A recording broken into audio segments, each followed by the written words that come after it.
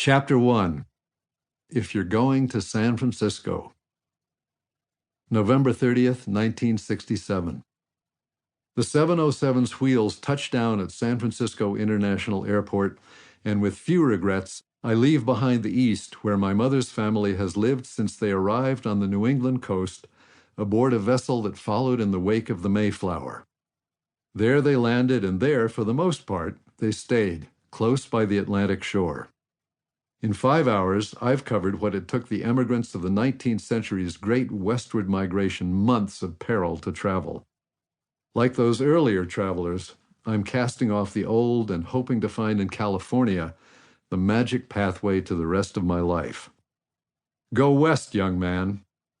In my case, it is Albert Grossman, not Horace Greeley, who points the way. The southwest wind is roiling the shallow waters off the airport runway, turning them muddy emerald.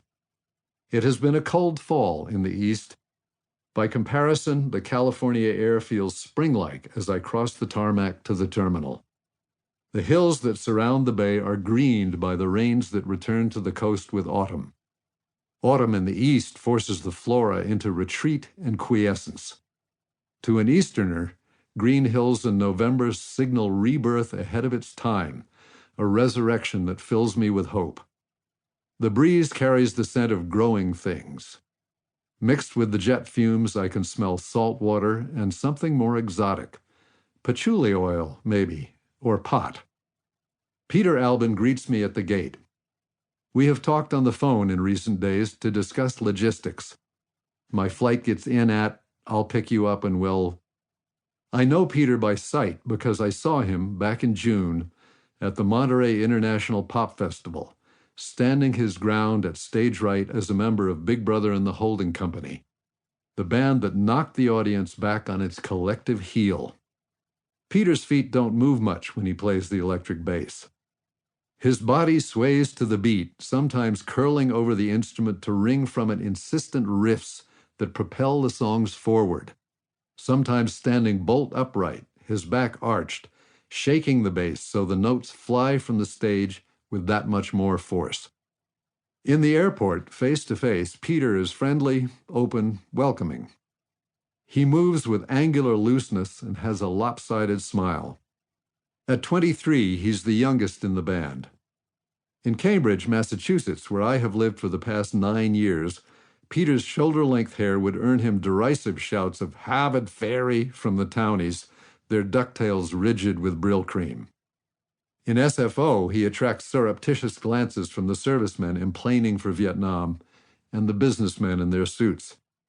It would surprise them to know that Peter is a junior executive, dressed for rock and roll. He is the member of Big Brother who signs the contracts, the one who comes to pick up the guy dispatched from New York by Albert Grossman, creator of Peter, Paul, and Mary, manager of Bob Dylan, and a host of lesser folk luminaries, to oversee the band on the road. As the music of the counterculture has evolved from folk to folk rock, the Mamas and the Papas, Simon and Garfunkel, Buffalo Springfield, to full-bore rock and roll, Albert has kept pace. When Peter's car crests the rise where Highway 101 leaves South San Francisco behind and comes in view of the city proper, I see the white houses dancing up and down the hills and I feel at home. San Francisco is my favorite American city. I have been here often over the years, most recently in June, when I landed at SFO as part of D.A. Pennebaker's film crew on my way to Monterey for the Pop Festival, fired then as now with the sense of moving toward the promise of things to come, ready to do my part to make the promise come true.